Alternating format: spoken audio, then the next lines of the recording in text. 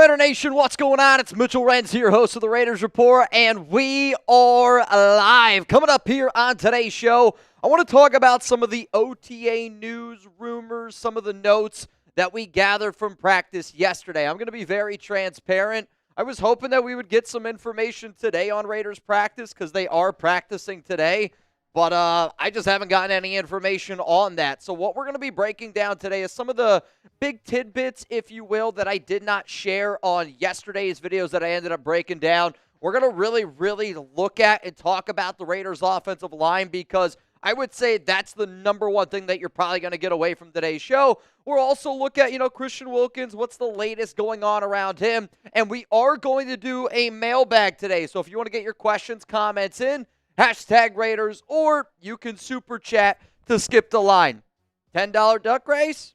Let's do it. Let's get a little bit wild today on the Raiders Report. Appreciate all y'all tuning in. We got 230 people here in the building, and I know I asked this question yesterday multiple times in the videos that I did, but I want to know from my real ones that are tuning in live right now on May 22nd, what is your concern level with the Christian Wilkins injury? On Tuesday's live show, I said that I was somewhere around a 3, and we talked about, the walking boot rumors, kind of discussed some of the ins and outs in regards to that. We were right in terms of our reporting on that Wilkins injury, but then yesterday some more information came out. Pete Carroll kind of spoke about some of his concerns. Wilkins was at practice, did not participate, and I think, again, when you're talking about the level of player that Wilkins is, this is a concerning factor, and it really, truly is. Let's see what we got here. We got Raider Nation 80 is going to go with a 6. Jurassic Raider is a 3.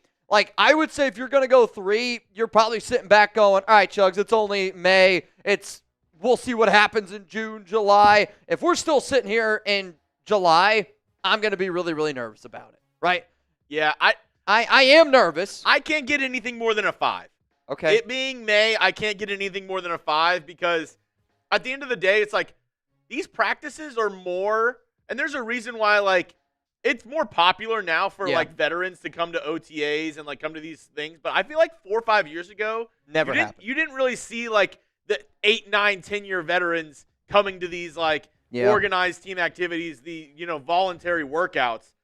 They were more okay, I'm going to get my body ready, and I'll see you in August.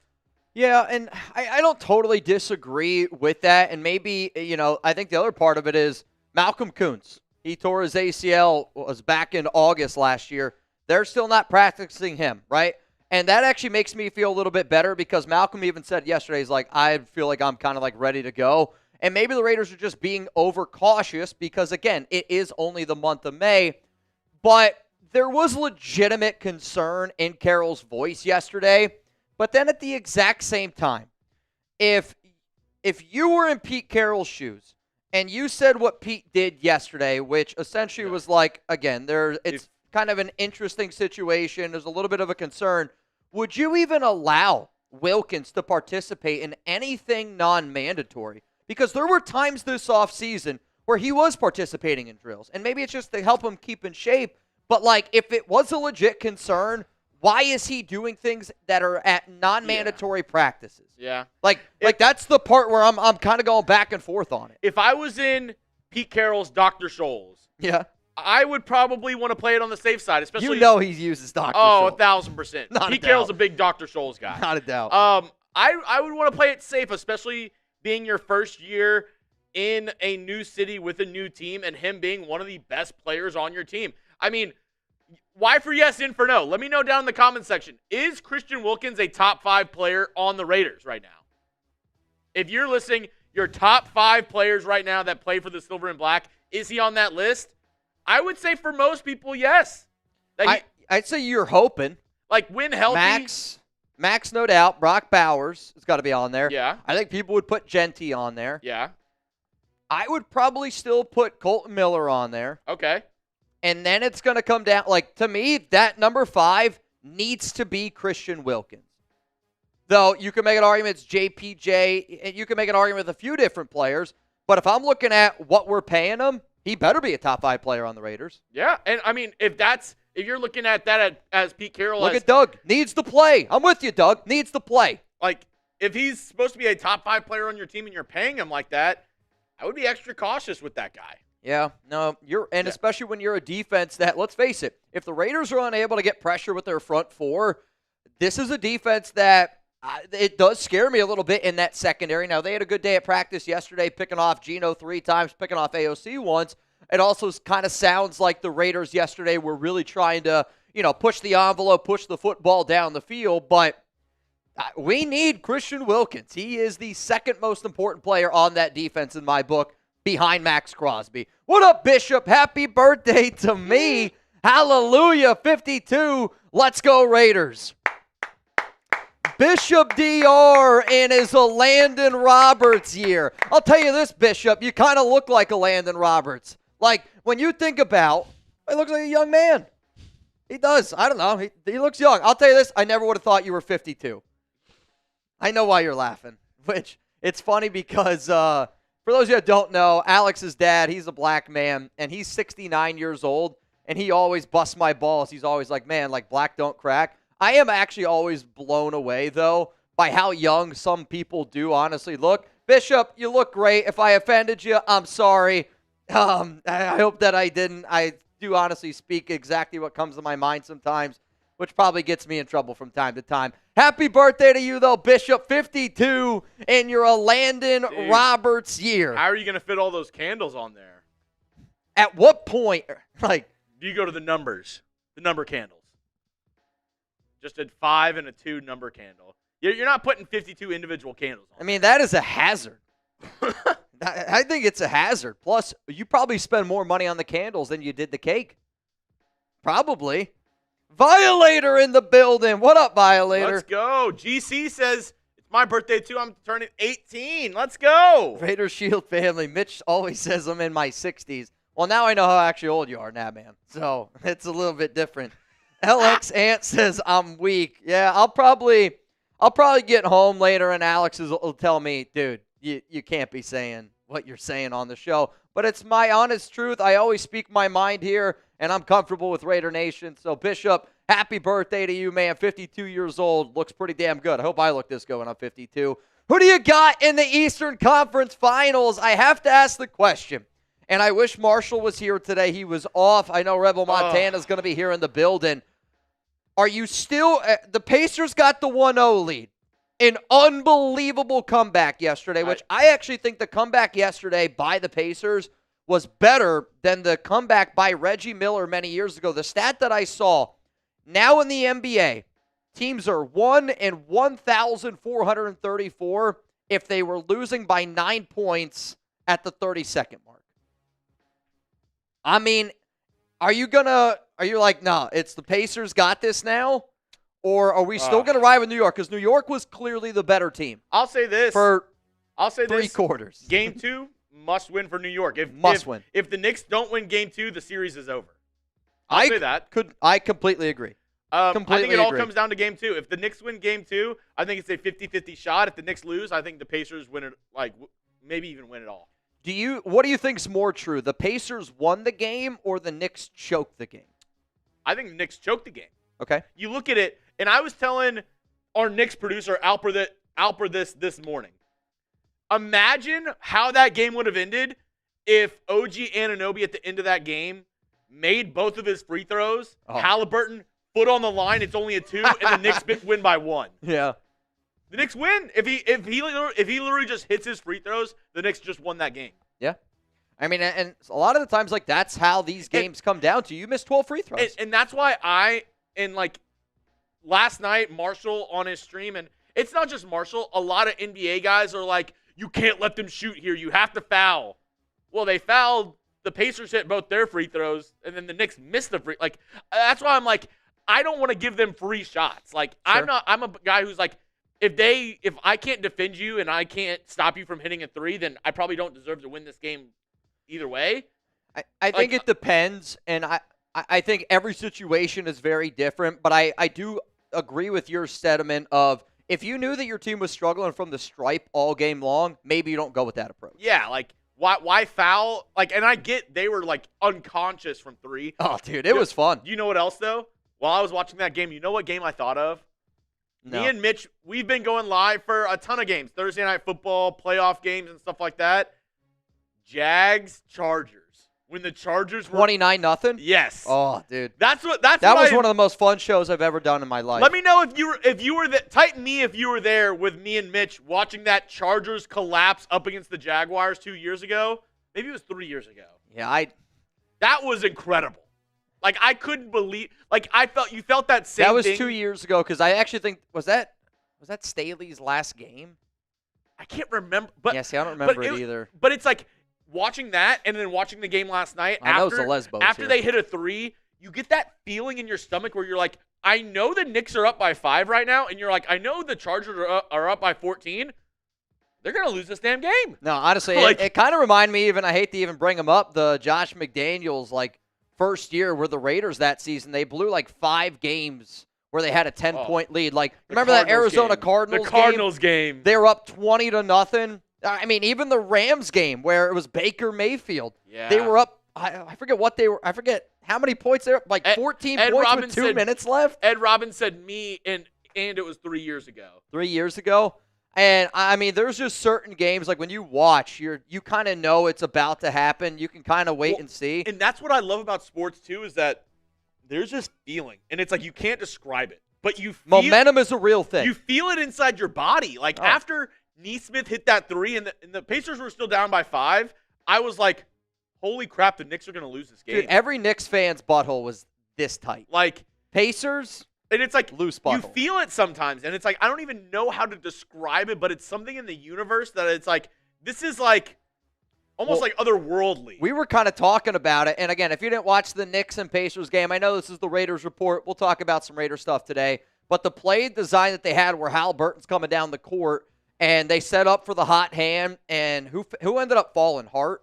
I think he tripped, came off the screen. But when that ball came out, you're going, oh man, bang! And you're like, this is going to get interesting. Yeah. Because when you got momentum on your side and what that rivalry is, and already the Pacers have one of those games over the Knicks, dude, it was, as soon as you saw that game go to overtime, I don't think anybody thought New York was going to win. And I actually saw on Twitter maybe 20, 30 minutes ago. Yeah. And maybe this has something to do with it. There was a timeout, and there was a video of the Knicks bench down, or they were up by 5 in the fourth quarter during a timeout. They were all yelling at each other. And it's dude, if you don't have that trust and faith within your team, and they're the vibe, and also they the took their mentality foot off and the gas. The vibes were off with the Knicks in that last minute. They felt it slipping away too. I think it also goes on Tibbs, right? It goes on your coach where you can't have a 16-point lead with 7 minutes left in the fourth quarter against a team who has done it multiple times. Yeah. Especially in the series before where you were that team. You know what I mean? They came back on the Celtics 3 times down 14. So, yeah, I'll tell you this. The NBA playoffs are a lot of fun. I hope we get to actually have some Raiders playoff games this year. What up, Robert? Celebrating 2 years clean today. Hey. Can't wait for this new Raiders look. Most excited I've been since the 2016 season. Well, honestly, dude, congratulations. That is a huge accomplishment. And I'm with you. I can't tell you the last time that I was this excited for a Raiders season. And I'm excited for every Raiders season. We're probably all excited for every Raiders season. But this year has expectations. And as much as I want to say that last year had expectations, I think Raiders fans were blindly hopeful for last season. I think Raiders fans were honestly blindly hopeful for 2023, having Jimmy Garoppolo and McDaniels.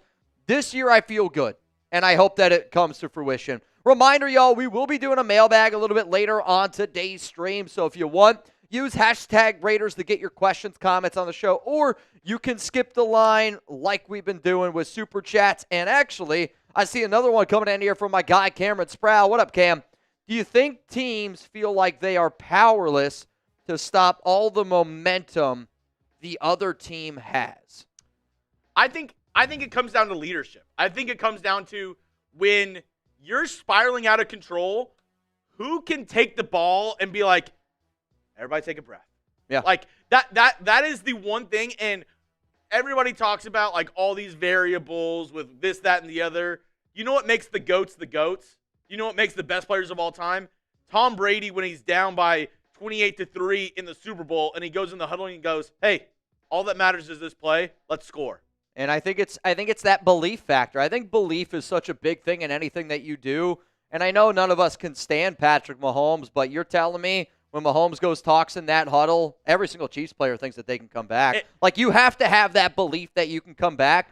And when you have that guy, when you have that Michael Jordan, that Kobe Bryant, that Tom Brady type of guy, like, no disrespect, to DC, but that was one of the things that I didn't love about DC. Like, in the huddle, I don't know if he could fire you up, right? Like Marcus Mariota in that one video we always talk about. I was just about to say. Like, you're like, this guy ain't going to fire me up. That scene from Netflix's Quarterback when they show Marcus Mariota in the huddle, I immediately knew he was not a starting quarterback in the NFL. Because if you, like, just talking and being a leader in the huddle and just being a leader of other guys, like, you have to have conviction. You have to have, like, belief in yourself first.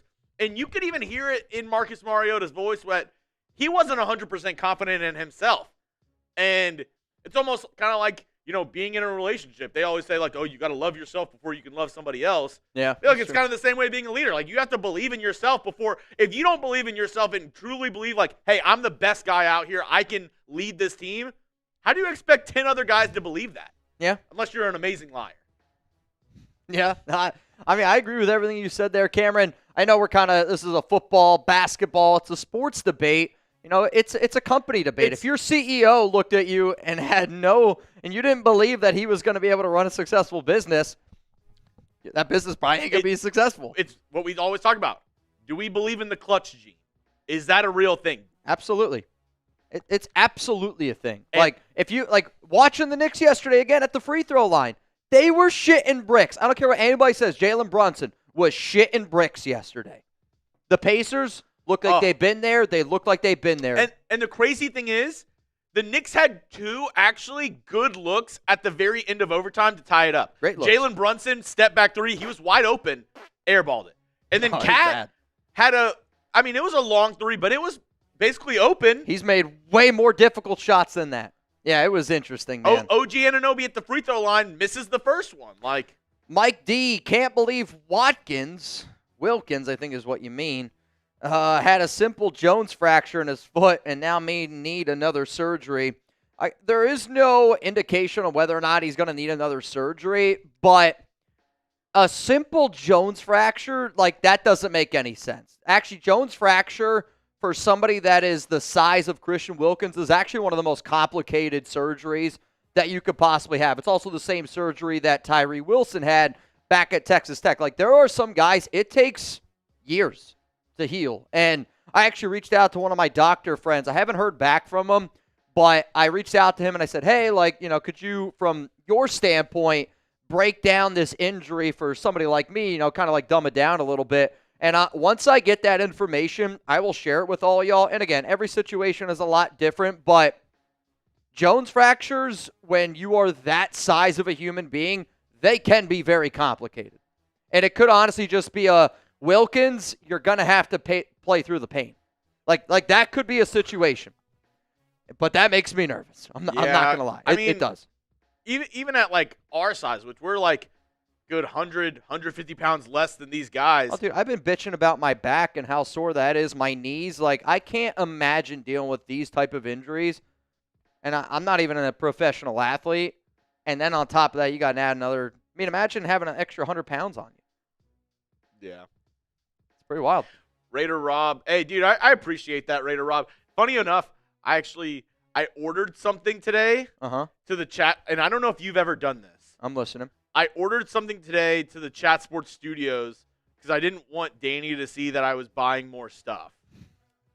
I am unproud to admit how often I do that. But I am unproud to admit that. I saw it was almost gone, and I really liked it. I got this today. It was I ordered a Salute the Service T-shirt jersey. They're clean though. It's dope. That's a clean jersey. I just saw LA Crash Dog 93 Nabman decided to get in the duck race today. If those are the only 2 people that get in, then hey, those are the only 2 people that decide to get in. If you do not know, we will be live again tomorrow, week 3, Madden simulation here on the Raiders Report. So make sure you're subscribed. Make sure those notifications are turned on to the 400 people that are in the building right now. If you haven't already, make sure you click that like button. I would like to be able to answer some more Raiders questions. So how about this? For the next 5 to 10 minutes, get some hashtag Raiders in the chat down below. I tell everybody to do hashtag Raiders down below because it tells our system that this is a question, and then I can get it up on screen over here. If you're rocking with Jeremy Chuggs and I, and you want a shout out here on the Raiders Report before we answer some questions, let's get some me's down below, or if you want to spam Raiders, either one is fine. I got Robert Jansen. What's up? What's up? Micah, listening to this while I work out. What's your number? What's a good song that you like to listen to when you exercise? Run, walk. Whenever I'm actually exercising, it's got to be one of 2 categories. Okay. It's got to be like some like really good, like almost like old school like rap where it's like, I don't know, like some DMX, some like some stuff where it's like a little hardcore, or it's got to be some like rock music, like some like metal rock, maybe some like AC/DC, some, you know, like good rock music. All right.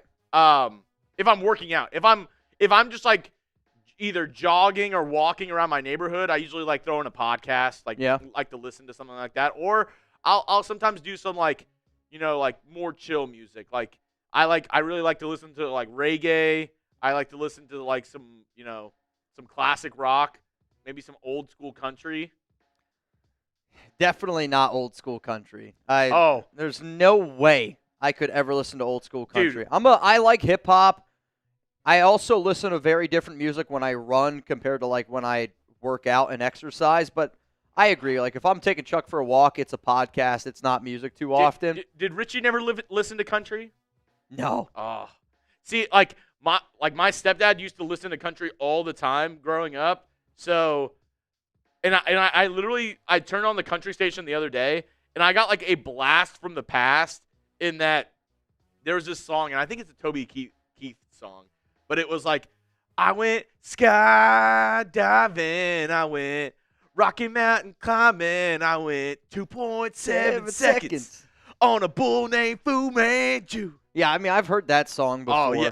I just literally I felt like I was back into the 2000s with like, you know, purple and green ketchup and like purple and green ketchup. Imagine in today's day and age, they'd be like, this is so unhealthy. You're like, it's kind of the point. Do you know how many dyes are in that? You're like, yes. Yeah, it's great. All of them. All of the dyes. Right now, got some country people in the Tim McGraw. That's Tim McGraw. Yeah. I'll tell you this. You could have said any name, and I would have said, yeah, let's go along with it. Oh, and it's like songs like that where it's like, it just takes me back, and I'm like, dude, this song's great. Live Like You Were Dying is great from Raider Rob. I just saw Nabman said, I used to cut the grass and listen to Metallica. That's the least surprising thing I've heard all day today. I used to listen to a lot of 3 Days Grace, a lot of Skillet when I used to cut grass back in the day. Do you know what else I've been getting into? Park. The like mid-2000s, 2010s, like punk Breaking rock, Ben. like All American Rejects and stuff. Oh, dude, I listen to those guys all the time. Did you see that they're doing a tour now? No. They're doing, not a tour, but Red Jumpsuit Apparatus. So, on TikTok, Uh-huh. they're doing a mini tour, but they're not playing in stadiums. They're doing house shows. Like, they did one in California, and they said they're doing it in 6 other cities, like secret house shows where they're just going to play it, like, in somebody's backyard. I mean, I know Breaking Benjamin used to do that because there is a really popular hotel in my hometown called the Pine Barn, which it's now owned by the Hospital Geisinger. And the man that used to own Pine Barn, his son, I believe, was Ben from Breaking Benjamin. Oh, wow. And they used to actually do shows like near my area way, way before like they got popular. But can you imagine like watching like think of a band that we were just talking about there, and then you're just watching them casually like at a backyard. Though, I don't know, it just made me think of it. The barber shop in Las Vegas, it's probably one of my favorite speakeasies. If you're ever in Las Vegas, it looks like a barber shop. You walk in the back, and I got to take you there. It's probably one of my favorite spots to go, but they play all that like, I would consider it's the music that you and I and everybody watching this show right now could put on in our car, and we're just screaming because you know every word. It's the Madden 08 soundtrack.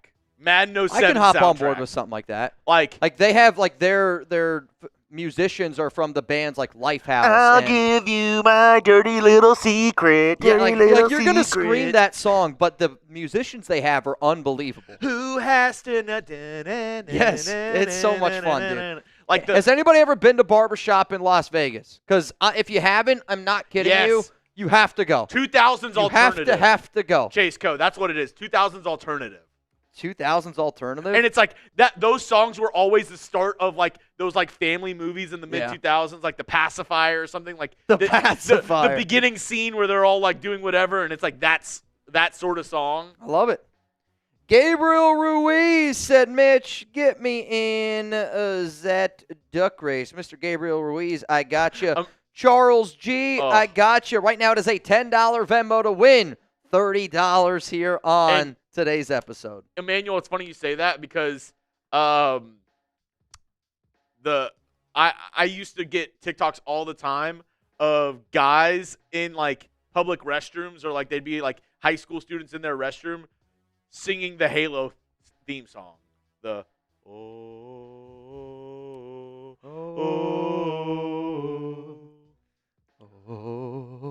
No, dude, that song used to creep me out. It still does.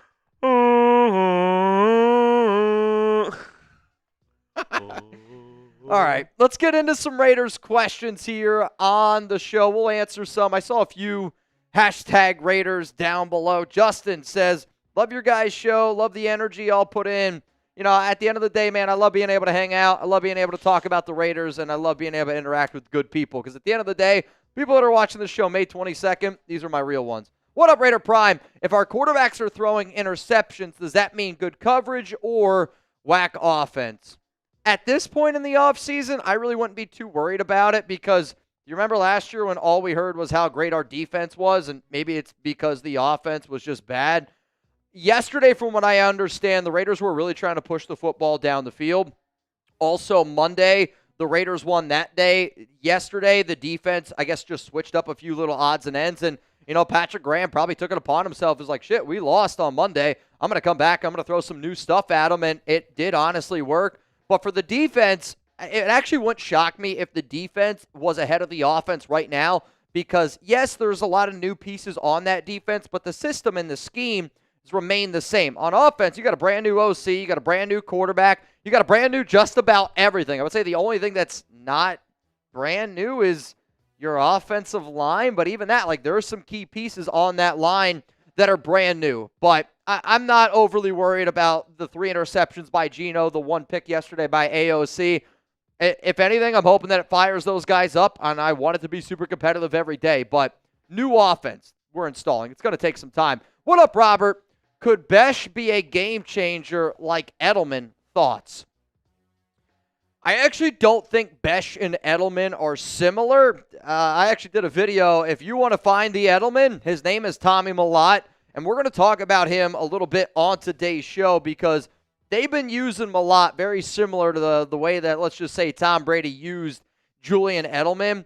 But Besh can be a game changer, but he might not be the one putting in the stats in the box sheet, right? And I think when you go back and you look at this Raiders season, one of the biggest ways that I will go back and I'll look at it is, how did Ashton Genty look when Jack Besh was in the game? How did Ashton Genty look when Dante Thornton Jr. was in the game? How did Ashton Genty look when Trey Tucker was in the game? And this is where Besh can be a game changer in the ways he can run through a mother effer's face. He's got good hands.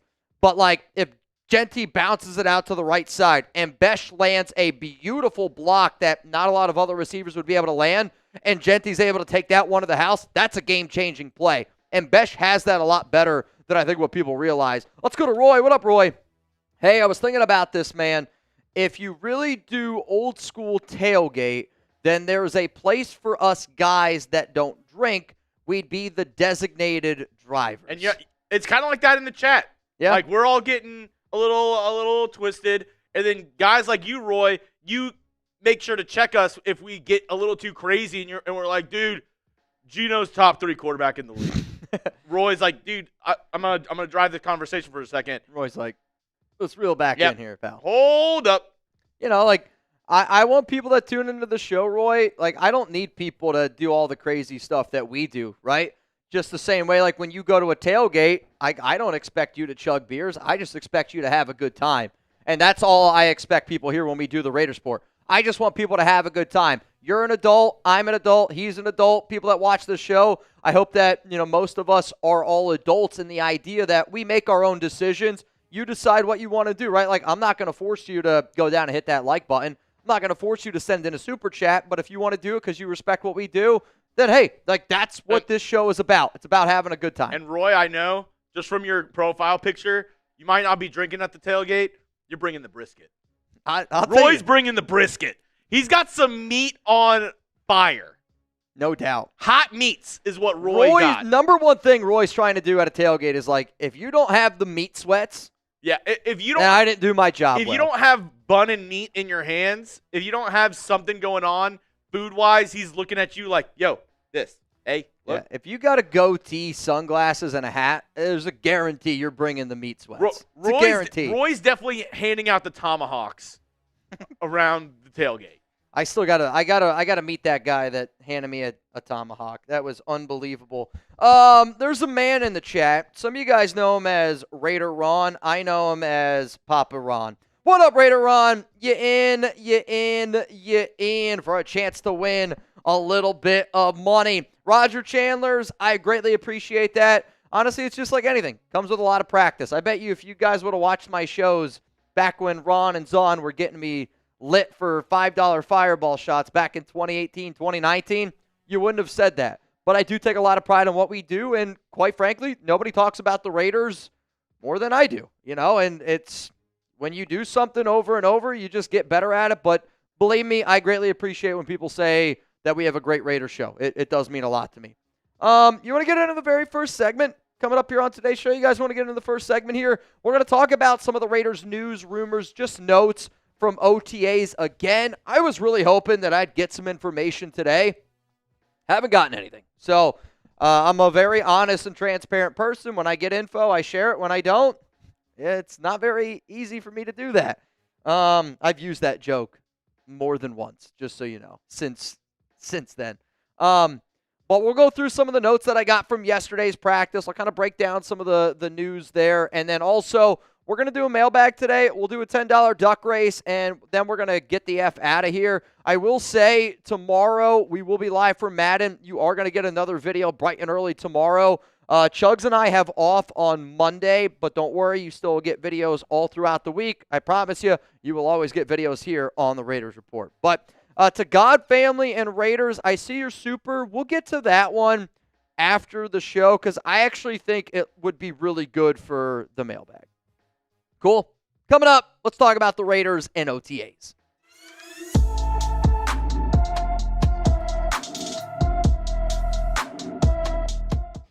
Raider Nation, what's going on? It's Mitchell Renz here, host of the Raiders Report. And coming up on today's show, we're going to talk about some Raiders OTA news. And then on top of that, just some other Raiders rumors that I think would be important to know. I do have to tell all of y'all that today when I woke up this morning, I was hoping that I'd be able to provide more information on the Raiders practice from May 22nd. I'll be honest, I didn't get anything, and I'm never trying to lie to y'all up here. So all the news, all the notes that you're about to see are from May 21st, so please keep that in mind. But I do know that the Raiders did practice today, which means they have completed 3 of their OTA practices, so they have 7 left. The next time that you will see the Las Vegas Raiders on practice field will be May 27th, so they get a little 4 days of rest, and the remaining practices are down there below. So May 27th, the 29th, the 30th, and then from June 2nd all the way through June 5th. Let's go to the first note today, and it was funny. When we were talking about this live, somebody mentioned, Julian Edelman. Shout out to Robert Joseph. He was the one. And I said, if you want to talk about the next potential Julian Edelman for this Raiders team, I think it might be Tommy Mellott. And I know that is a massive, massive thing to say, but when you are seeing the way that the Silver and Black are using Mellott, they clearly have a plan in mind. And that is to use him in the slot. And I'm not going to say which player, but I was talking to somebody, let's just say close to Mellott, and I said, well, how's practice been going? What's it been looking like? And he cooked somebody on the 21st. And this player is a potential starting defensive back for this team.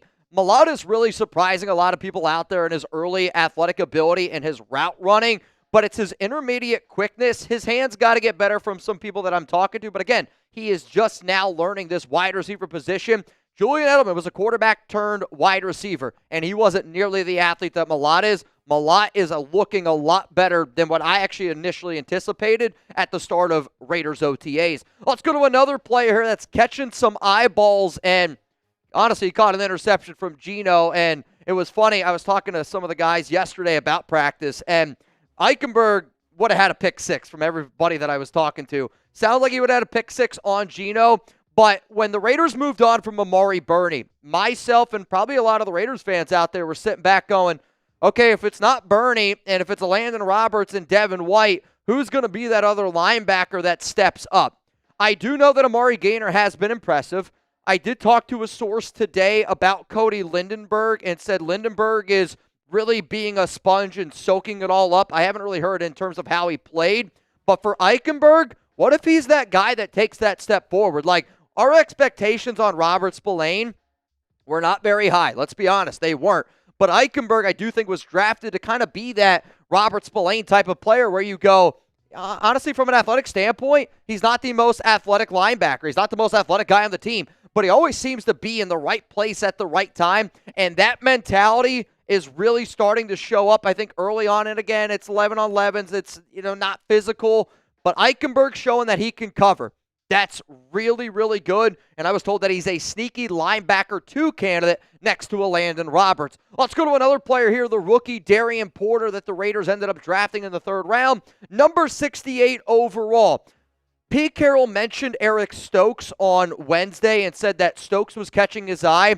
I don't know how well Darian Porter participated in the drills and the 11 on 11s, but he did work with the ones a lot. Now, for me, I anticipate Jacorian Bennett is going to be a starting corner. But if Pete Carroll is saying, hey, Eric Stokes is catching my eyes, and if Darian Porter, who was drafted by this regime, is also working with the ones a lot, I almost am curious if there is another plan in place maybe for nickelback. Like Darnay Holmes, from what I gathered, and again, this is just from one of my sources, Darnay Holmes has not particularly looked great early on at OTAs. I was actually told a name to keep an eye on was Thomas Harper, who played a little bit of free safety last season for the Raiders, and watch out for Harper to actually compete with Darnay Holmes at nickel.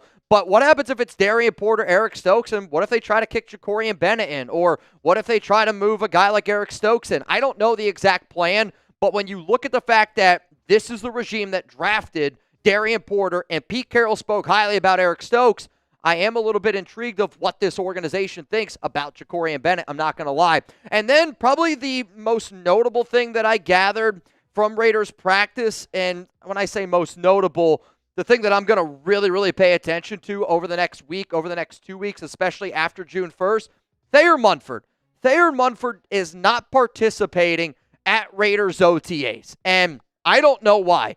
The Raiders don't know why. They don't have to release any information out there. And I understand that Munford, last offseason he was dealing with some wrist issues, both of his hands. Last season was dealing with a knee injury, which forced him to miss, I believe it was like 3 games off the top of my head. But for a guy like Munford, all of y'all are sitting here going, that's not good. Because I know that Munford is fighting and clawing right now for an opportunity. And the fact that he's not participating and the fact that nobody knows why he's not participating, the first thing that makes me think of is, does he want to get moved on from? And if he wanted to be traded, I honestly wouldn't all be surprised by it, considering the fact that he's probably going to be the odd man out on this offensive line. So let me know down below. This will be the pinned comment here on today's program. Will Thayer Munford make the Raiders 53-man roster? Give me a yes. Give me a no. My answer coming up after this YouTube ad break. If the Raiders keep 9 offensive linemen, if I was a betting man right now, I would say yes. But if you were to tell me, Mitch, gun to your head, Munford going to make the team, will he be a part of that 53? I'm actually going to say no. And I'm going to say no because I know how confident the Raiders are in their first 8 offensive linemen. So I would say the top 8 guys that are locks to make this team, obviously barring injury and barring if another player would ask for a trade. But Colt Miller, Dylan Parham, JPJ, Alex Kappa, DJ Glaze, Jordan Meredith, and then the 2 rookies that they ended up drafting in Charles Grant and Caleb Rogers, these 8 offensive linemen are a lock. And quite frankly, let me know down below if you agree or disagree with me for those of you that are watching live. Does anybody think that Thayer Munford is going to make a roster spot over those 8 guys? I know I don't, and I don't think that many people do either.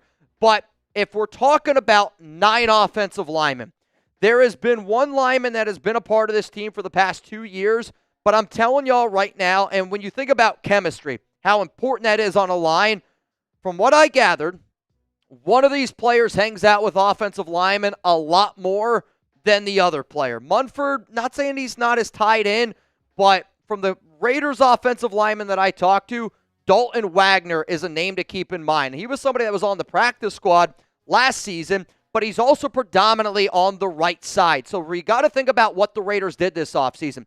They go out and they get Caleb Rogers in the 3rd round. He could do a lot of different things on the offensive line. They also went out and got Charles Grant. When the Raiders drafted Charles Grant, they kind of said, hey, you're going to be on the left side. And I think that that was the plan. For Dalton Wagner, he is more predominantly on the right side, and he is really only a right tackle. He's a powerful human being, but he's a monster, like on the offensive line. I would say Dalton Wagner and Colt Miller are the 2 biggest players on this Raiders team in terms of height at 6'8", 320 pounds. But Wagner, from what I understand, is impressing some of the other players on that offensive line. And I'm starting to wonder if the Raiders do keep 9 offensive linemen. I think it's going to be a battle between Dalton Wagner and Thayer Munford. And if I was a brand new regime and Pete Carroll and John Spytek, and if I saw one guy out there on the field that also is liked a little bit more, let's say, by some of the Raiders offensive linemen compared to another player who I don't know what the hell's going on with him, I'm going to go with Dalton Wagner. And I think that the Raiders might go that route as well. So for that reason, I might put Dalton Wagner over Thayer Munford. Right now, it's still, again, it's May, it's early, but you have to admit, Munford not participating at this point in the offseason, a guy that needs to be participating, is a little bit funny to me. Coming up next here on the show, let's get into some other Raiders news that I think that the nation needs to know. And for a team that values the trenches, for a team that's going to really rely on their offensive line, this is going to be pretty damn important. Now, if you do not know, we are going to be giving away an Ashton Jeanty jersey at the very end of the month. Friday, May 30th, I will be live on this show, and we will put a giant wheel up on the board, and somebody's going to go home with a Jeanty jersey. If you want a chance to win, you can send in a $5 super chat, which we've already had a bunch of $5 super chats on today's live show. But if you're like, you know what, Mitch, I can't always join the live. Dude, I hear you loud and clear, right? If there's one time that I totally get it, it's in the month of May, it's in the month of June, it's in the month of July. I've been planning for my wedding. I've been a busy guy as well. So if you're unable to join our shows, and you still want an opportunity to win that Jeanty jersey, you can super thanks. If you're on your phone, it'll look like this. You just click this button right here, drop a super thanks in, and if you're on your laptop or desktop device, it's going to look a little bit different. It'll look like this. There's those 3 buttons over there next to share. You'll get a little bit of a drop-down menu, and then you can click super thanks right there. Click that bad boy. Worst case, you don't win. Best case, I don't know. You appreciate the show, and you want to give Chuggs and I a little bit of a tip. Though we don't keep any of the money super chats, just so you know. They go all back into the pool for more content. Let's get into the Raiders news and notes that I want y'all to see. And it is being reported by multiple Raiders beat writers that right now the Raiders 2025 starting offensive line, Colt Miller at left tackle, Jackson Powers-Johnson at center, Alex Kappa at right guard, DJ Glaze at right tackle. According to reports, left guard is up for grabs, and right now the 2 players that are battling for that left guard position are Dylan Parham and Jordan Meredith. Now, from what I am gathering, it sounds like Alex Kappa's your right guard, which makes me nervous. It probably makes a lot of y'all nervous as well. I could do a whole nother show on why it makes me nervous, right? But now if we know that the Raiders believe that Kappa is their right guard, and yesterday at practice, it was the Dylan Parham, Jordan Meredith rotation show at left guard. So clearly they're trying to see what they got in both of those players. But the Raiders brought back Jordan Meredith. Dylan Parham's on the final year of his deal. So my question to the nation is this. Who do you think is going to be the left guard for the Silver and Black? If you think it's going to be Dylan Parham, I want you to type DP. If you think it's going to be Jordan Meredith, I want you to type JM. I'm going to sit up here and I'm going to go with DP, which is probably one of the biggest pauses I possibly could have ever done. But I'm going to bet it's Dylan Parham because it's not a disrespect to Meredith. I do think Parham, though, is a good starting offensive lineman. He did also start multiple years at left guard his first 2 years in the NFL. Now, these PFF grades are from what he did last season on the right side, but he does have some of that versatility. But then at the exact same time, Jordan Meredith, in a limited fashion, looked really damn good last year, especially at left guard. And he showed out and he played well in the preseason, and he showed out and he played pretty damn well last year. I mean, quite frankly, when you're looking at numbers and numbers alone, Meredith was good with James Craig. Meredith was good with any offensive lineman, Joe Philbin, that we threw him in. The problem or the question is going to be, what exactly do the Raiders want to do? If the Raiders want to go with a little bit more power, I honestly think Meredith makes more sense. If they want to go with somebody that might be able to move a little bit better as an offensive lineman, then I think Dylan Parham makes a little bit more sense. Now, Caleb Rogers isn't going to be in the mix. Charles Grant, again, not going to be in the mix. But it does really sound like the four offensive linemen, Miller, JPJ, Kappa, and DJ Glaze, are locked into those starting roles. Obviously, things can still change, but if the season were to start today, Kappa would be your right guard. Now, the reason why I am going to show you this thumbnail is because this is a video that I did earlier in the week, and it was bad news for this potential Raiders starter. Spoiler alert, if you haven't seen it yet, this guy right here is Dylan Parham. If you've already seen it, then, well, shit, you already knew that. But the reason why I want you to go watch this video is because I break down a lot of the things that I was kind of just talking about, where if you were Dylan Parham and you had 3 years in the NFL and you're like, hey, this is my contract year, this is a prove-it year for me, I need to be able to show either this team that I'm on or my future team that I can play. If the Raiders are serious about starting Jordan Meredith over Dylan Parham, I honestly think that Parham could be a candidate to potentially ask for a trade. Because if I was in Parham's shoes and I was a third-round pick by an old regime, I would also potentially do it. So if you haven't already, please go watch this video. It's going to be available to y'all down in the comments and down in the description of today's show. So again, appreciate everybody tuning in. I wanted to be able to just give you some of the extra news and notes that it took me to gather over the past 24 hours. I really wish that I was able to do a show today based on the news from today's practice, May 22nd, but I'm an honest human being, and I haven't gotten anything on it yet. So once I do get an update, maybe I'll share that information with y'all tomorrow. Maybe we'll get the information a little bit later on. Appreciate everyone, though, tuning in to today's show. And a reminder, again, hit that subscribe button, turn on those notifications. That way, you never miss a thing. What up, Cameron? You guys talking Raiders is having a good time. And sometimes I honestly look at this show and Chuggs and I do so many different things, right? We go live for Thursday Night Football. We went live for college football. We've gone live for basketball, baseball, him and I have talked about. I honestly look at the Raiders Report as kind of like a bachelor party and like with your friends, because, you know, when I hang out with my buddies and like you're really good core guys, I don't care if you're at a campfire. I don't care if you're in Mexico. Cullen's the stripper. Who? Cullen's the stripper. We don't have enough money for Cullen to be a stripper here. I'll tell you that. Though, it's a hell of a moose knuckle, from what I've been told. Hell of a moose knuckle. Bottom line, though, I honestly, all I need is y'all, and if you guys have Chuggs and I think that we can talk about anything, and we're going to have a good time because of that relationship that we've been able to build, and that's why I really value this channel a lot. Cameron, cheers to you. I know you've been here for a while, man. Really, really do. Let's keep it moving here on the show. I believe I got a few other supers. Former Michigan linebacker Michael Barrett, the winningest player in Michigan history. I did not know that. Signed with the Las Vegas Raiders. Spytech doing his job for linebacker competition. Well, I knew Barrett signed, and if you want to see a video, I put out a video yesterday, and it's the video that's like Raiders made 2 roster moves. It's that one if you want to go check it out. And I kind of spoke about why I liked this signing of Michael Barrett. I did not know that he was the most winningest player in Michigan history. He was there for a long time, so maybe it's not all too surprising. But the Raiders want competition. They want to go out and they want to add depth. So the fact that they were able to do that with a player from Michigan, I think makes a lot of sense. What up, Justin? Can't wait for the season. Let's go, Raiders. I think all of us are excited for this Raiders season. Like, at what point, Chuggs and I, before the live show even started, we were saying, can't afford to have a losing season, right? Can't afford to have another Raiders losing season. Would you sign up right now for an 8-win year? If I told you right now, you get 8 wins, and I know that doesn't mean you're making the playoffs. I know it means that you're 8-9, and that's kind of underwhelming that you didn't go 500.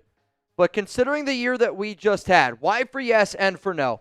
Would you say, yes, I'll take 8 wins? Or you're like, no, I'm not signing up for that. I'll say this, not that I would want 9. If you told me, hey, we'll get 9 wins, sign me up for that. I would take that and say that is a good step in the right direction because, again, I don't think that we are a Super Bowl winning team, but I do at least want to see that we are a competitive team and a team that can potentially make the playoffs. And then that way, you go into the second year of the regime and you go, all right, this is our year to win a playoff game. Part of me is like, yeah, 8 wins is like kind of like after the past 2 years, it's kind of like, yeah, sign me up. But it's one of those things where we're talking about the Wilkins injury being like May. Signing up for 8 wins in May seems kind of like, Signing up for 8 wins maybe in October might be different. It's like if I told somebody like, oh, you're gonna go on a first date with this girl. What if I told you I could guarantee you hold hands with her? It's like, yeah, that's nice. Like, I guess, yeah. Fair. But at the end of the day, I'm not going to a date to hold hands. Yeah, am I getting pumped to hold hands? Like, not really. Like, I'm happy about it. It'd be better than getting pumped. Yeah. Then you would rather the hand hold. Yeah, it's like if you told me the last 2 dates that I went on, I just got, my drink thrown in my face. There we go. Then hand holding sounds pretty nice. I guess. To each their own. To each their own. Let's go to Patrick Roche. What up, my man? My brother and I were in the game. Wait, we're at the game against the Chargers. It's the only game I've been to. I was like, dude, that's kind of insane. You were in the game. What, the Raiders? I were at the game against the Chargers. Which game? This game?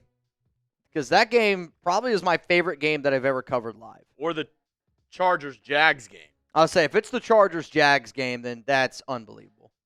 What a game. Was that game in? I think it was Jacksonville. I think it was because I think they won their division that year. Yeah, because if it was 3 years ago, the Texans are back-to-back. So if it was 3 years ago, that checks that the Jags would have won the division. And the Chargers. I don't think it was the Colts. Because the Colts lost. Well, and the Chargers would have been But that was the Chargers would have been a wild card team anyway because the Chiefs have won the past 3 years. Yeah, no, you're right. Wild, dude. Robert. What up, Robert? I'm from Philly area. Okay, my whole family is Eagles fans, and I will be at December game in Philly with the family representing Raider Nation. Wish me luck, dude. Hey, man, I'm from the Philly area as well. I'm from the 570, so I know what it's like. And growing up, like Eagles, Steelers fans were probably the 2 fan bases that I disliked the most. But the fact that the Raiders voted against the tush push, maybe it'll add a little bit more fuel to that fire. But I also think as a Raiders fan, you have to respect what Philadelphia has been able to do. I'm a big fan of Howie Roseman. But make sure you're out there, you're representing. Knowing that you're from this area, there is a Raiders group in the 570 that my dad works with some of the guys. And we're going to try to do a Raiders meetup. Not this summer. Again, I got too much going on this summer with the wedding and honeymoon. But I am hoping to be able to do a Raiders meetup in that area very soon. What up, Raider Rob? Appreciate all you do. Mumph and Samir need to go. I think he said, I think he meant to ask, appreciate all you do. You guys do. Do Mumford and Zamir need to go? Do they need to go? I don't know if anybody needs to go. Like, again, if Zamir White can prove to me that he can get his shit together and look like the running back in 2023, then that's a great running back to have as a backup to Raheem Mostert and to Ashton Genty, right? Like, that's a good running back.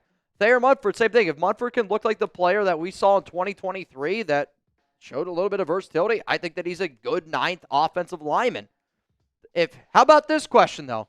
If you had to keep one and cut the other, what would you do? Would you keep Thayer Munford and cut Zamir White, or would you keep Zamir and cut Munford? What would you do? Who are we keeping? Who are we cutting? I see. I know where I stand. I see Robert in the chat. What do you think is scarier? Going to the Link as an opposing fan or going to the Oakland Coliseum as an opposing fan?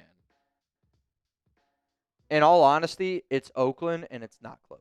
Because he just said, I'm just worried about, getting my ass whooped at the Link. Well, I mean, you're going to get heckled. You will get heckled, but I think that's the difference, where you might get your ass beat at the Link. Dude, I saw some opposing fans. Again, it was a Broncos game. I saw some Broncos guys honestly get their shit rocked in Oakland. But I also think it's like, are you worried about getting beat up, or are you worried about dying? Like, going to Oakland, and again, we appreciate Oakland for what it is. I would never show up to Oakland in an opposing jersey. I would never do it. And I don't know if you guys would agree or disagree with that, but I think Oakland is the scarier place. Like, it's not safe.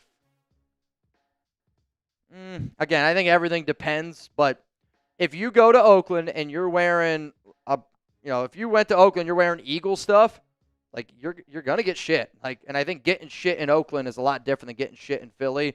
Again, but I also know Philly a lot better than I do Oakland. I've only been to Oakland 3 times. Maybe I'm wrong with that. Devin, you'll get your shit pushed in Oakland. That's a guarantee, though. For me, I'd rather keep there Munford, and I would rather cut Zamir White. I don't know if I answered that. Appreciate the question, though. Let's go to Rebel. I pulled a gunny tuning in. Marshwood spewed on stream, then watching his Knicks choke game 1. Knicks stream was in disbelief even as a Lakers fan. I'll tell you, I mean, imagine what happened to the Knicks yesterday was a Raiders game. We've been in those situations. Like when we're winning 20-0 against the Arizona Cardinals and we lose that game. When I got home that night, I was in disbelief. Like, I literally could not wrap my mind around the fact that the Raiders lost that game. And because you're sitting there and you feel so good about the game, and you're riding high, and then all of a sudden, man, it gets quickly taken away. Speaking of the Cardinals, some breaking NFL news here. Cornerback Sean Murphy Bunting is put on the reserve, not football injury list, and his season is over. Sean Murphy Bunting. That's a Chat Sports legend name. Yeah. I wonder what happened. I don't know. I don't have any information, but he's done for the year. And it's non-football injury. That's why I'm like, what happened? Jet ski accident? That's hilarious. Not hilarious if it was the accident. There's an inside joke to that. There's an inside joke to that. I should probably clarify. All right, we got a few people getting in the duck race here. I see Jonathan Smith. What's up, my brother? You in? David Harper, I got you in. Joner Johnson, that seems like a new name. I got you in. And then Patrick Roche. Mr. Roche is in. It is a $10 Venmo for a chance to win $60 here on today's episode. All right, got one more coming in from Roche. And then I think we can get into the mailbag. So the mailbag that we're going to do here on today's episode, make sure you're using hashtag Raiders. Make sure you super chat to skip the line. To some of the people that already sent in supers, that I'm probably going to re-answer these in the mailbag, just so you know, because I think some of these can be used again. I'm terrified that Wilkins will become 100% healthy and then at game time be one and done. I guess that's the fear for everyone, right? Like, my fear every year is it's week 1 of the season and Geno Smith gets banged up, right? Max Crosby goes down with an injury. Ashton Genty goes down with an injury. That's just football. I mean, those concerns are always going to happen. We know that. But at this point, it's only May. We got to hope and trust in this Raiders regime that they wouldn't put him in a situation that's not smart to do. Because, again, he was participating, not in OTAs, but he was participating this offseason in non-mandatory activities. And I just can't imagine a team paying the amount of money that Wilkins is getting paid to have him out there in non-mandatory activities if they didn't think that he was going to be healthy. That's my thought process. And maybe I'm just a hopeful Raiders fan, but I think that's a logical thought process. if the Raiders are nervous about Christian Wilkins, then don't put him out there on the field at all. He shouldn't be out there. And that's the truth. He shouldn't be out there. If we are this concerned about Wilkins, put him in a frickin' boot for 3 months. I don't know. I mean, yeah, you still want him to stay healthy. Put him on a bike, let him pedal along, let him get his workouts in. But if he's out there on the field stretching, and again, not participating, but he's out there stretching, doing not drills, but stretching on that foot at 300 pounds, let's just be smarter about it. Yoshi says Kuntz isn't 100% either. I actually don't know if that's 100% true because there is a big difference between being 100% healthy and being 100% ready for game shape. I don't think he's 100% in game shape, but the athlete that Malcolm Kuntz is, for him to have his ACL surgery in August, he should, that ACL is healed by now. He just might not be 100% football shape. What up, Jonathan Smith? Thirsty Thursday, just got my Geno jersey. How is the chemistry with Geno and the wide receiver group? Oh, also, Jonathan, appreciate you. He was actually in the live show yesterday asking some questions to Cecil. Oh, yeah? Whenever I was interviewing him. Yeah. He was one of the people that was in there. So shout out to you, Jonathan. I hope you enjoyed it. I thought it was a pretty decent interview. So. It was fun. He was you never know what you're going to get when you interview a former NFL guy, obviously, but you could tell he talks a lot about. Yeah, and he does a lot of podcasts, so yeah, you could tell. He's used to talking a lot and being asked questions and going back and forth, so. And it's probably actually one of the better interviews that I've seen our Chat Sports team do. Yeah, it was a good back and forth. Yeah, he had some good takes. He had an interesting take on the tush push. Yep. Basically was what are they going to do next? Ban, pre-snap movement? If you can't stop it, sack up. Which I thought was pretty cool. It's I agree. Somebody on the field, somebody who's actually played the game to say that. Yeah. But I agree, right? Imagine if I don't even know. Imagine if some guy in baseball threw a 105-mile-an-hour fastball and nobody could hit it, and they're like, well, actually, it's not safe. Yeah. You're and I don't tell you. I was doing some research on him before and listening to some of his other former interviews, and I actually sent a small clip to Mitch. He was talking about he played for the Jags. Oh, this is a good point, yeah. And his head coach while he played for the Jags was actually Gus Bradley. Yep. And he talked about the Pete Carroll competing method of how they coach, and he described how during team meetings, one of the coaches would come up and be like, hey, for Raiders as an example, the wide receiver coach would come in and be like, hey, Dante Thornton, Eric Stokes calling your ass out. Eric Stokes thinks he can beat your ass every day, twice on Sundays. How are you going to prove him wrong? And then they would battle all day, and then the next day they would show film between the two and say, all right, Dante, did you step up to the plate? Yep. And they would call him out and be like, did you beat, Eric Stokes? I thought that was pretty cool. It was it's at what, the 30-minute mark of your interview? It was his interview with another person. Oh, no, you're right. I wanted to make sure because he's you're right. He does a lot of interviews with a ton of different podcasts. So I went back to his last two to just make sure I wasn't asking him the same exact questions as those people to kind of change it up a little bit.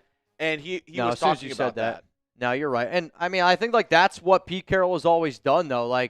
If you don't want to compete, don't show up, right? But at the exact same time, if I was a Raiders fan, that's exactly what I would want, right?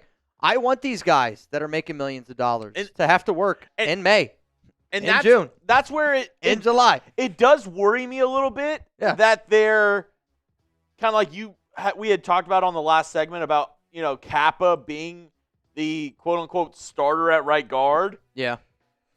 But if it's in the compete method and he's truly playing better at right guard than whoever else is available, I mean, then it is what it is, right?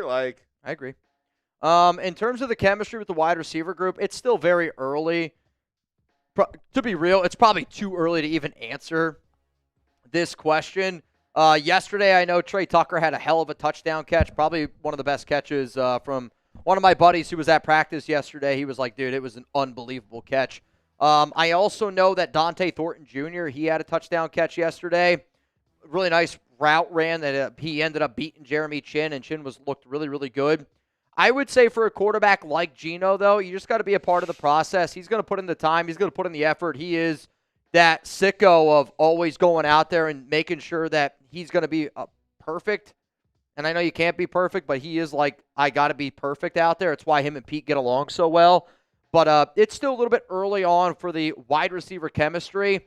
The only guy that I know, and again, it's just from a conversation that I had with one of the players, but Tommy Mellott likes catching footballs from Geno Smith. And we'll leave it like that. Who do you think's going to win the Western Conference Finals? I'm going to ask this question, and then we will get into today's mailbag. So I know we already had a lot of hashtag Raiders. I know we had some super chats come in as well. I also saw one in there from Chip Hall, which I kind of like the question from Chip Hall. If you could put that one in the mailbag, Chuggs, that'd be great. It's like the one with the big red question mark right next to it. Okay. I think that would be a good one. Who do y'all got in the Western Conference Finals? We got a game tonight. Timberwolves, Thunder. I'm not saying overall. I'm saying tonight. Who do you got? OKC's already up 1-0 on them. Is Anthony Edwards healthy? Mm-hmm. He's just playing like crap. He played really bad. Really, really bad. I don't know what I want to do for Prize Picks yet. I know they're not a sponsor today, but I've been going with Prize Picks lineups for these NBA games. I have not won a single one. I'll be real with you. Let's see. I have no idea. For tonight, let's see the board. Let's see how we're seeing the board. Because the one I did the other night was I took less Shea Gilgeous-Alexander points at 31. He scored exactly 31. And I took more Chet rebounds at 9. And I think he ended up getting like 8. I like the Alex Caruso 7.5 points. Okay. I like it. Talk to me. Julius Randle. Mm-hmm. He's been balling, dude. He's at 20 points. I like the more on that as well. Okay. All right, so you're saying Caruso more than 7.5? I'm going more on that. Okay, and then you're going to go Julius Randle, 20 points? Yeah, and to make it a little bit spicy, go over to 3-pointers made. Do the demon pick with Nas. 2.5. See, here's the problem. I went with Nas Demon 2.5 threes last game, and I don't think he made one. Because I thought the exact same thing. I like it, though. Oh, you know what? I'm listening. Keep firing him. There's also a Demon Miles Turner 2.5 3-pointers made. He's been on fire. Miles Turner? Yeah. Hang on, I'm looking. You know what actually I love about Prize Picks, what they recently started doing? Oh, no, but that's for the That's a different Knicks game. Games on Friday. Yeah, I need a game. I need one more for tonight. Oh, you know what? Jalen Williams, 10.5 rebounds and assists. I have no idea. Do you know what I actually love? What? And if you want to get wild and like just I'm down to get wild. Start the game just wild. Points in the first 5 minutes. Shea at 4. Let's do it. That's actually a lot of times like one of my favorite things to do is points in the first. Or if you're not confident in Anthony Edwards scoring a ton, I think he's going to come out shooting a ton to start the game because he played bad in game 1. They have him as 3 points in the first 5 minutes. He just has to get 2 buckets. All right, hang on. Let me see if I can find it. All right. I'm in. Let's do it. Let's freaking do it, man. Let's get a little bit wild. Dude, dunks is a crazy one. Dunks? Yeah, they have dunks. I like it. How many dunks? Well, I mean, like when I watch like football games, I like to do like the rushing yards in the first 5 attempts. Love it. It makes it so much fun. All right, guys, let's get into the mailbag here on today's show. Again, this is a cool opportunity for you guys to ask me questions. Also a cool opportunity, like sometimes not even that I don't like the questions. Sometimes my favorite ones that I get, though, are when you tell me something. You're like, this is going to happen. You're making a bold prediction. Give me the bold predictions. That's what I like to see. So coming up, I'm going to be answering some questions here for the next 15 minutes or so. And then after that, we will do our $10 Venmo duck race. which actually the last time that I checked, let me see real quick. Last time that I checked, the last name that I got was Patrick Roche, though I now see Richard Kelly. I gotcha. Yoda Jenkins, I gotcha. And then Rustin Long, I gotcha. So right now it is a 10 to win $75 here on today's show. But we'll do the mailbag, then we'll do the duck race, and then we will GTFO. You ready? Coming up, let's talk a little bit about the Raiders and some of the questions y'all got today. Raider Nation, what's going on? It's Mitchell Renz here, host of the Raiders Report. A friendly reminder that this mailbag was filmed when we went live Thursday, May 22nd. So if anything changes, please just keep that in mind. All the questions that you see are from subscribers. So if you want to see a future question from you on the show, you got to hit that subscribe button. You got to tune in when we go live. Let's go to the first one here. It's Patrick Roche. I'm terrified that Wilkins will become 100% healthy and then at game time be one and done. At this point, I just want Wilkins to get to 100% health. I know Liz Frank injuries can be very confusing, and they're confusing because you can have your foot healed up, but when you are the size of the human being that Wilkins is and you're dealing with a Liz Frank, because, again, you're dealing with tiny bones in your foot, it's a headache. And I think like that's kind of what Pete Carroll was saying in terms of he's doing everything right, but it's a headache of an injury just because there are certain things that you just simply cannot control when you are just physically that big of a human being. Let's go to God, family, and Raiders for life. What up, my brother? Former Michigan linebacker Michael Barrett, the winningest player in Michigan history. I mean, I know Spytek is a Michigan guy. We know Brady's a Michigan guy. And the Raiders, they ended up doing this move. I want to say it was, on Wednesday? They signed Michael Barrett. They ended up moving on from Wesley Steiner. It's a video that I did earlier in the week where you can see the thumbnail. It literally says, like, Raiders make 2 roster moves. But I mean, the fact that you're adding this in, he's the most winningest player in Michigan history, I mean, that tells me exactly what I need to know about this regime. Competition, build depth, and this is the type of player that you bring into May to try to make everybody else around him better. And who knows? Maybe he ends up making a roster spot, because if there's one thing that the Raiders need, they need a coverage linebacker. He is undersized. He does give you a little bit more coverage ability, but he definitely gives you special teams ability. What up, Robert Joseph? Could Besh be a game changer like Julian Edelman? I do think that Besh can be a game changer. I just don't really compare him to somebody like Julian Edelman. If you want the Edelman comp, his name's Tommy Mellott. I do think that Besh can be a game changer. Like, he does provide down the field ability. He averaged like 16 yards per catch last season. He can run through people, but I really honestly believe the way that he's going to change games this year are his ability to pick up first downs, very, very sure-handed receiver, but it's also his blocking. Like, he's going to lay some people out, which is going to lead to a lot of yards after the catch, maybe for a Genti, maybe for Jacoby Myers, maybe it's for a Trey Tucker or Brock Bowers. Besh's blocking is what really makes him a game changer to me, and it's actually why he had the highest WAA. If you don't know what I'm talking about, you'll understand it in a video that I put out a little bit later on over the weekend.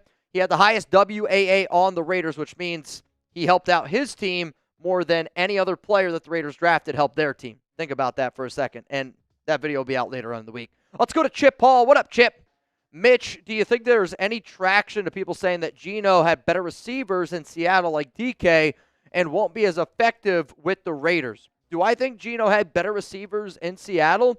Wide receivers? Yes, I do.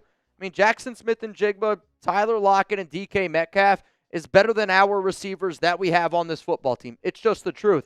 Now, Jacoby Myers, Brock Bowers, and our entire group, if you add the tight ends in, you know, I might still give that a little bit of a tip of the cap to Seattle. But the biggest difference, and there's 2 big differences. One, the offensive line. The offensive line for the Raiders is significantly better than the offensive line in Seattle. The other thing that's really going to help him out, Chip Kelly. Chip Kelly's offensive structure is so much better fit for a quarterback like Geno compared to what Geno was dealing with in Seattle. And also, Geno Smith with Pete Carroll looked a lot different than Geno Smith without Pete Carroll. Let's go to P_D. If Wilkins misses the season, who needs to step up? Our entire defensive line? Like, Adam Butler needs to step up. Tyree Wilson needs to step up. The rookies, J.J. Pegues, Tonka Hemingway, need to step up. John Lalu needs to step up. Right? Like, there's so many names. Lecky Fotu got to step up. If we lose the second most important player on our defense this season, and you can already tell the nation is nervous, and I don't really blame them for being nervous, But Laki Tassi got to step up, right? Like, on our defensive line, Malcolm Kuntz got to be able to prove that he's healthy. Max Crosby, I think, has got to take it that extra 1%. You know who else needs to step up? Our linebackers, like a Jeremy Chin, a Landon Roberts. Our coverage guys, secondary. If we're without Christian Wilkins, it's not just a break glass for one guy in case of emergency.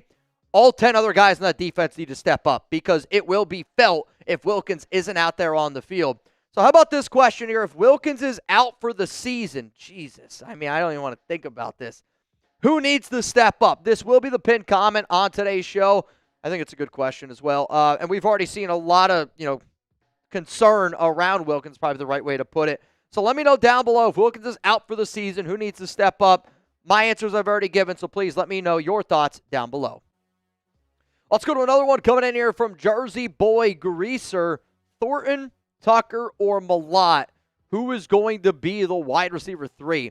If I had to pick between that list of names, I'm going to go with Trey Tucker just based on who I think will be on the field more. And I only say that again, Trey Tucker's entering year 3, but Tucker's also a much better blocker than what people realize, and he can obviously stretch the field.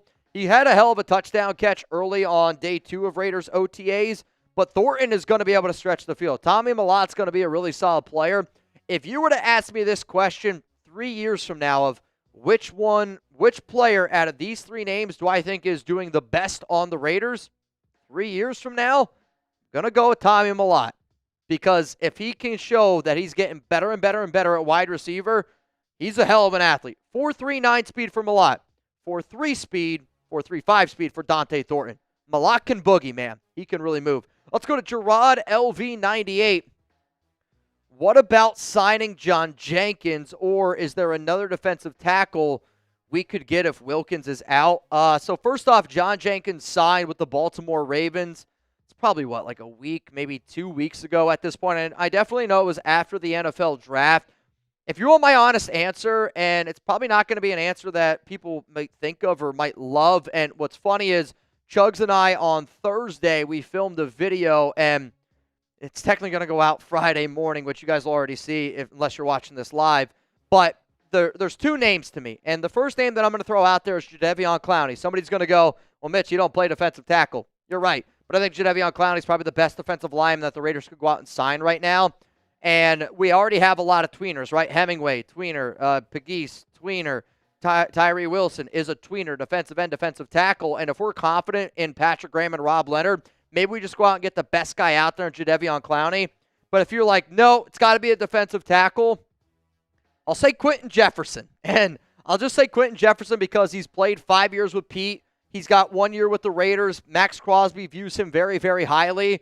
And I know he's 32 years old. He's not that great of a player. But if we're trying to add a veteran defensive tackle at this point in the offseason to make everybody else on that defensive line better, I would say Quentin Jefferson would be the name. But I don't even know if Jefferson would honestly make the roster.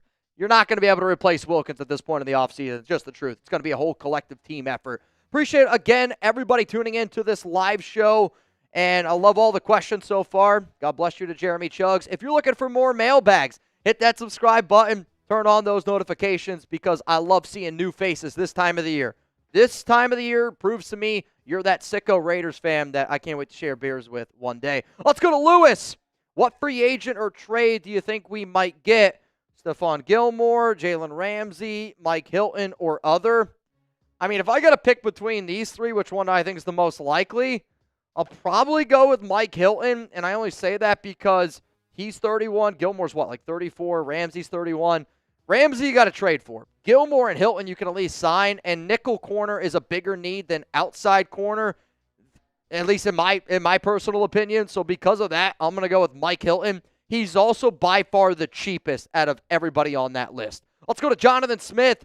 Thirsty Thursday, just got my Geno jersey. How is the chemistry with Geno and the wide receiver group? Well, practice on Wednesday. I know Geno had a touchdown throw to Dante Thornton Jr., and he had a touchdown throw to Trey Tucker. I actually also heard Alex Bachman look pretty damn good on that practice.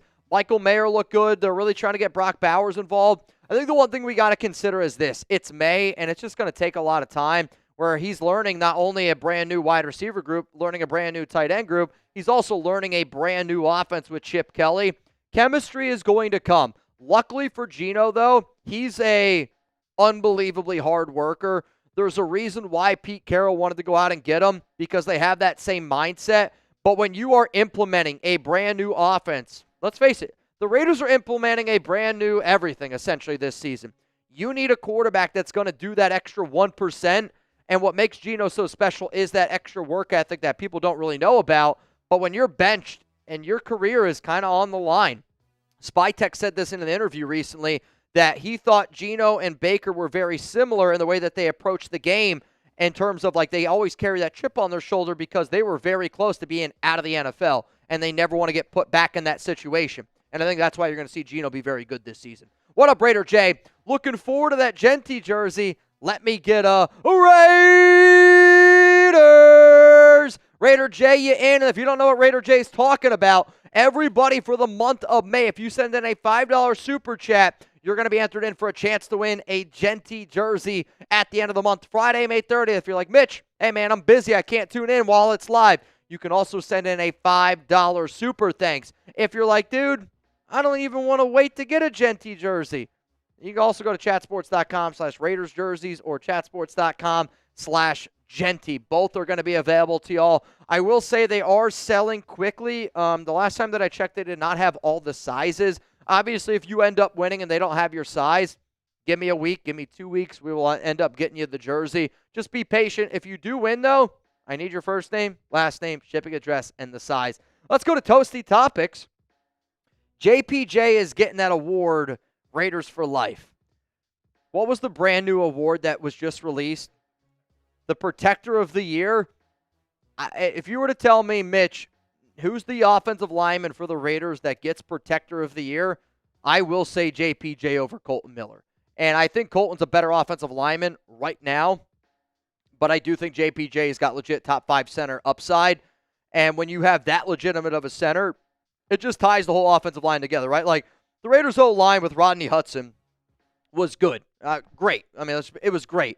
But I think because Rodney Hudson was just so elite, and Chuggs and I earlier on the show were talking about live, like when you're in the huddle, you need somebody that when they look at you, like you're going to believe in them. JPJ has already like that trust amongst that Raiders offensive line, and he's the tone setter. No disrespect to Colton, it's not Colton. The tone setter on that offensive line, it is Jackson Powers Johnson, but that's the way that it needs to be. Cameron, do we make a big deal before the trade deadline?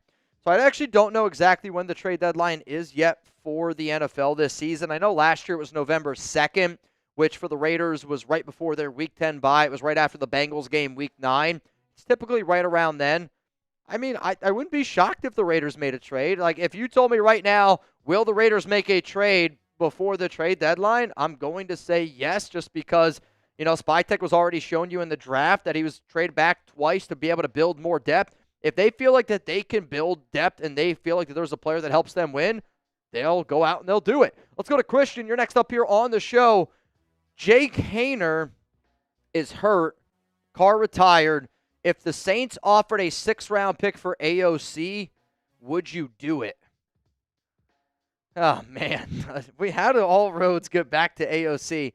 I'm going to say no. And maybe that shocks people, but I'm going to go no. And I also don't know if the Raiders would do it because the Raiders did just hire 2 guys from Philadelphia, and Anthony Patch and, what's the other guy's name? I can't think of the other guy's name they just hired from the Philadelphia Eagles. Regardless, though, Philadelphia has always been a team that really predicates themselves on having a good backup quarterback. And because I think that this Raiders team is also going to do that, where if Geno goes down, Aiden gives you a shot still to compete. Brandon Hunt, thank you to whoever in the chat or Chuggs. And because this Raiders team wants to win right now, I think that they understand that even if Geno goes down, they have to still be able to put a product on the field that allows them to compete. Reports right now out of camp are very good on Cam Miller. Reports on camp last year around Dylan Laube were also very good, you know? So, like, I think sometimes you have to temper your expectations. But having a good backup quarterback, it's extremely important. And it's helped teams win Super Bowls before, like Philadelphia. Hell, I think even the Kansas City Chiefs a few years ago when Chad Henne had to go in a playoff game, I think it was against the Browns. The Chiefs ended up winning the Super Bowl that year. You need to have a good backup, and AOC is a damn good backup, and he's on a cheap, reasonable contract. Yes, I would love to have a 6th-round pick, but the Raiders are also going to get an additional 6th-round comp based on how much playing time some of the players get that they were unable to bring back last season in free agency. So as much as I don't want Aiden O'Connell to step foot on that field, and as much as I would love to have a 6th-round pick, I'm going to say no trading AOC to the Saints for a 6th. Let's go to Brian. I also actually don't think the Saints would do it. What up, Brian? I can't see 8 to 10 wins with the secondary not having a free safety and possibly the worst linebacker room in the league. Please talk me out of it. Geno Smith has never had a losing season with Pete Carroll. Geno Smith, by some people, is regarded as a top 10 quarterback. We have a great running back in Ashton Genty. I think we have a great young tight end in Brock Bowers. If our defense can surprise us, and sometimes all of it takes is a guy to pop up. What if Tommy Eichenberg looks like Robert Spillane? What if a Darian Porter looks like the best corner in the NFL like early on, right? Like, you just need certain guys to be able to take that next step. And the reason why I want people to believe is because of Pete Carroll and John Spytek. And that's 2 people that have been able to do it and win a Super Bowl. I want people to be able to believe in a guy like Chip Kelly, believe in a coordinator like Patrick Graham. And sometimes you just need to have great coaches, and it can be switched very, very quickly. That's how I'm going to sell you on. I'm not going to disagree that the secondary and the free safety room does scare me a little bit. But if this team wins in the trenches like I think they can, and if this offense, which I do think is top 12 potential, goes out there and they're a top 12 offense, top 12 offenses in today's day and age in the NFL, they win 8 to 10 games. Appreciate, again, everybody tuning in. If I was unable to get to your question, you can always hit me up on IG and on Twitter. I am at Mitchell Renz 365. I actually had a cameo this morning as well that I did. Happy birthday to the person that sent that one in. I don't know if I'm allowed to say your name or not, but if you ever want to hit me up anywhere, I am literally at Mitchell Renz 365. I have been trying to do my best to go in my DMs and answer people. Obviously, with the wedding getting closer and closer at the time that I'm filming this, we are 15 days away, so just when I get home from work, I pay a little bit more attention to my fiance, soon-to-be wife, than I typically do answers questions. So it is really important if you want to hear my opinion or if you want to ask me questions to definitely do it live. But if you just still want to stay up to date on some of the other Raiders stuff that I don't talk about when I'm live, follow me on IG and Twitter at Mitchell Renz 365. Are you for or against the tush push? For or against? What says you? It lives another year, which I'm happy about. Though I might not be happy about it week 15. Do you find this interesting, though? The Raiders voted against it, which doesn't really surprise me.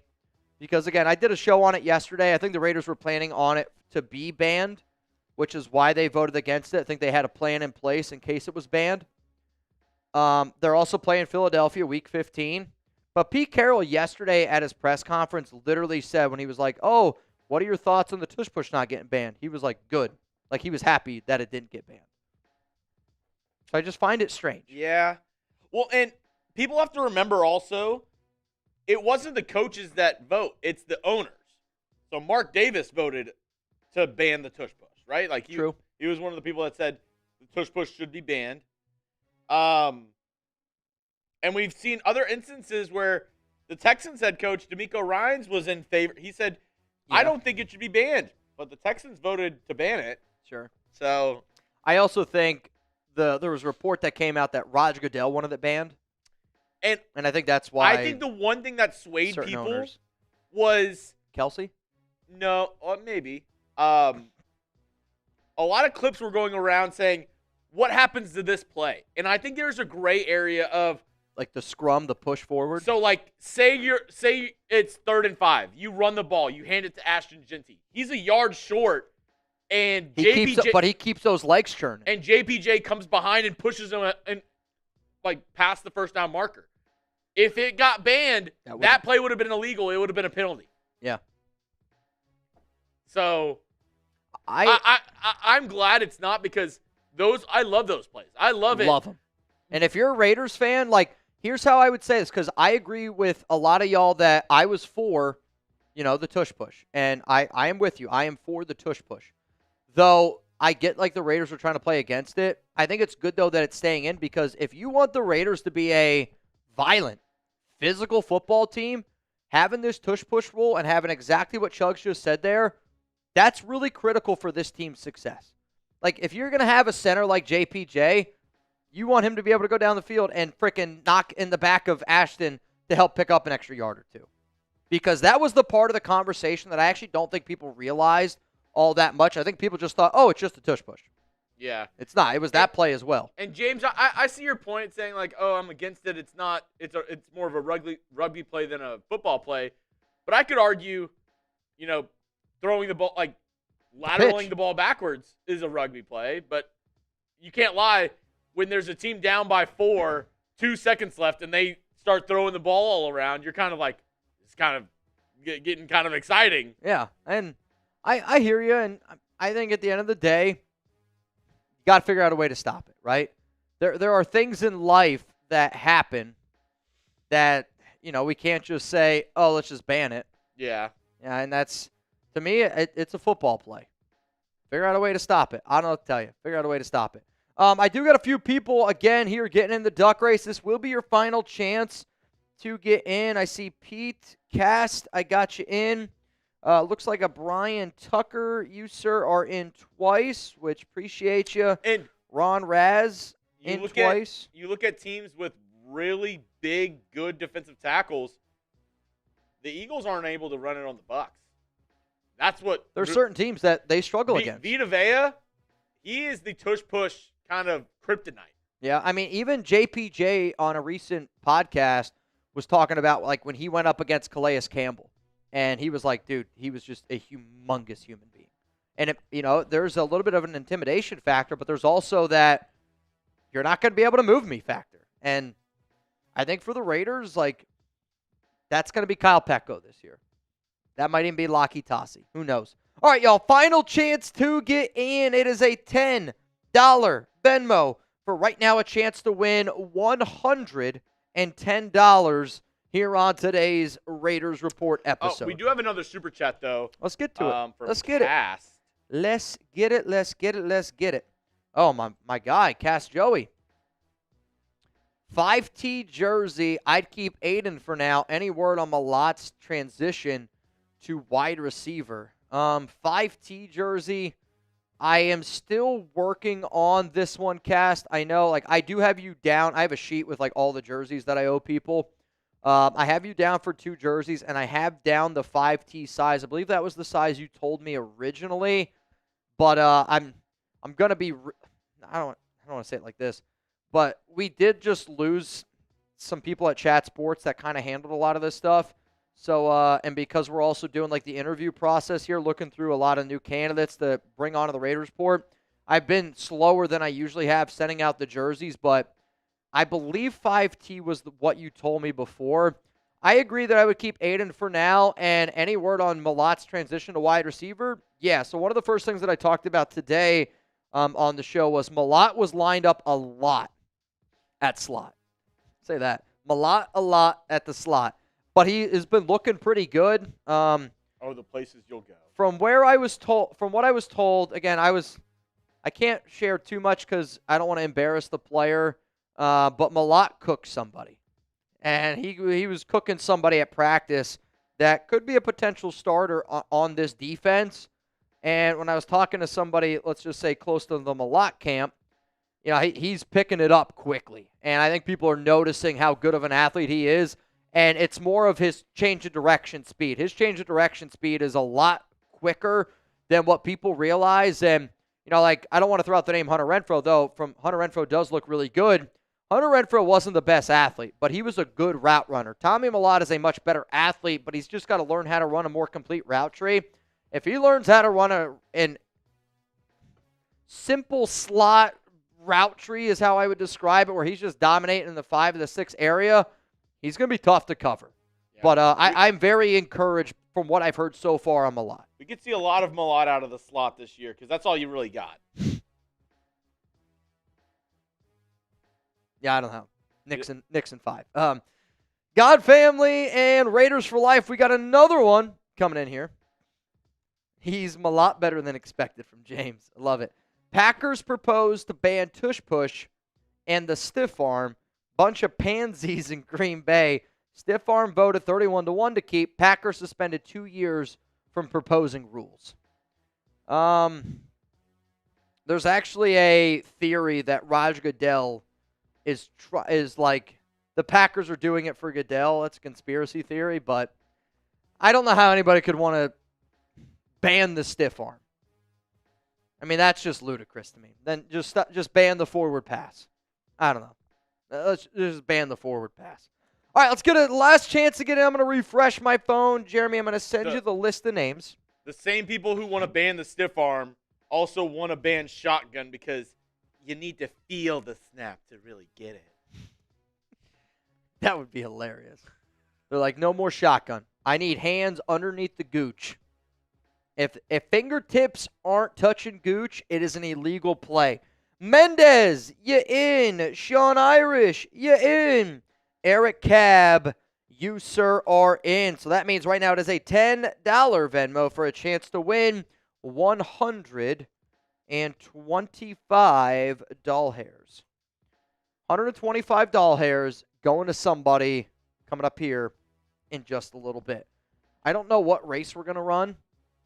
Actually, yesterday I had to show James how to do it. I was blown away by the amount of options there are. There's just so many options. Maybe too many options, some might say. Maybe too many. All right, so we're going to do this duck race, and then again, the next time you will see Jeremy Chuggs and I, we will be live tomorrow, 4 p.m. Eastern time for a Madden Sim. If you guys want to still ask questions, like, I'll answer questions here. Caden. No, I did just see one coming in from Caden. Love what you guys do. We'll be at week 1 in New England. Let's go Raiders. Also, how many reps you think Dante Thornton will get this season? I mean, reps, or do you mean receptions? Because reps, I anticipate Thornton, I would say right now, if he's not out on the field for 20 to 25 snaps a game, I don't think that the Raiders are using him correctly. And again, I think that he is one of the ultimate decoys that's in the NFL. And there was a lot of reports that teams were trying to trade up to number 4 or in the 4th round to go get him because of the decoy factor that he presents. Again, he's 6'5", and he runs a 4.3. Like, that's take the top off of a defense every single day of the week, and people know that, right? So to me, I want him in the game even if the play's not designed for him, and even if the play is, hey, just go out there on the field and run straight. Like, that's a lot of use. I would want him, though, minimum 20 to 25 snaps a game. Receptions, it's so hard to tell because Thornton is the type of player where if it's week 1 and he catches a deep ball and he takes it to the house, like they might just keep using him. But then I also think if he ended up getting 17 catches, which I know some people are going to be like, man, that's just not a lot. 17 catches is probably somewhere around where I would guess, like 1 catch a game for Dante Thornton Jr. Again, we got a lot of other mouths to feed. 17 for 340, 350 yards, 2 scores. Early projection right now. But again, I'm not going to judge Thornton on what he's done. I'm going to judge Thornton on what he creates for the Raiders offense. So it looks like we're going to go pogo stick in here. And somebody's going to walk away or bounce away with $125. So in 3, 2, 1, let's get it hopping. Right now, Brian Tucker, Gabriel Ruiz are in the lead. Did you ever pogo stick? No. I did. It used to scare me. I did used to do that thing where you put it was like a rope in a ball, and then you put it around one of your feet, and you would like I know what you're talking spin it about. around and like lift your other foot. I know exactly what you're talking about. And I've no idea what it was called. That was just a classic 90s thing you saw on TV.